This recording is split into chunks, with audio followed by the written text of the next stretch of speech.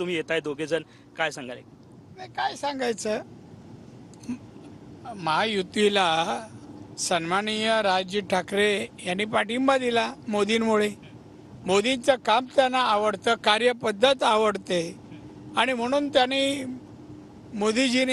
मोदीजींच्या काम आणि कार्य पाहून राजजी ठाकरे यांनी पाठिंबा दिलाय.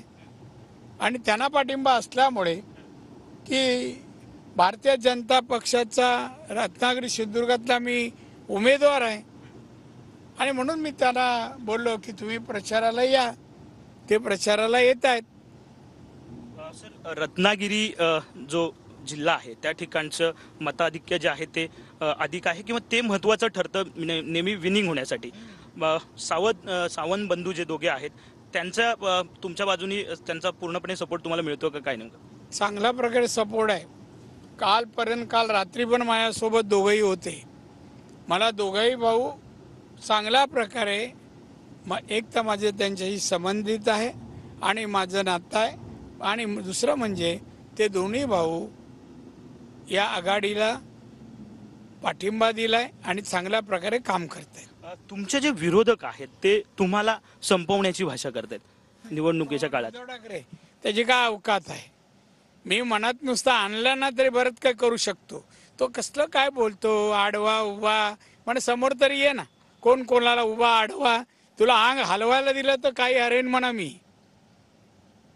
म्हणा उगाच ती भाषा करून तुझं काम नाही. ते एक तर पेशंट म्हणून आहेस, पेशंटच राहा, पण तू माझ्या रस्त्यात येऊ नको. लोक राजकारण आहे, निवडणूक आहे, काय बोलायचं ते बोल, पण हे मार्गाने धमक्या बिमक्या देऊ नको म्हणा.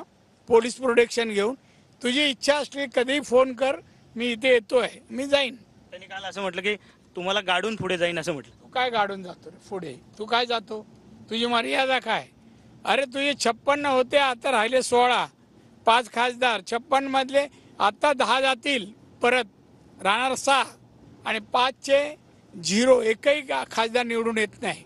तू कशाला ओलांडून जातो? मी तुला ओलांडून जाईन बघ.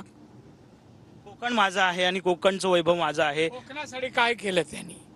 कोकणासाठी मुख्यमंत्री असताना काय दिलं, काय केलं? कोकण तुझं आहे, कशावर आहे? काय दिलंय कोकणाला? 50 लोकांना नोकऱ्या दिल्यास. मराठी माणसाच्या न्याय हक्कासाठी शिवसेना बाळासाहेबांनी काढली, त्यात तुझं कर्तृत्व काय? उगा थापा मार नको. बंडलबाज माणूस आहे, विकृत माणूस आहे. सर, एक शेवटचा प्रश्न, काय वाटतं ह्या निवडणुकीमध्ये किती मताधिक्याने तुमचा विजय होऊ शकतो? 3 लाख मताधिक्याने निवडून येईल. धन्यवाद सर. साहजिकच आहे, नारायण राणे सर आपल्या सोबत होते. त्यांनी विश्वास व्यक्त केलेला आहे की 3 लाख मताधिक्याने ते विजयी होतील. कॅमेरामॅन रोहन पवारसह विनायक डावरू, TV9 मराठी, कणकवली.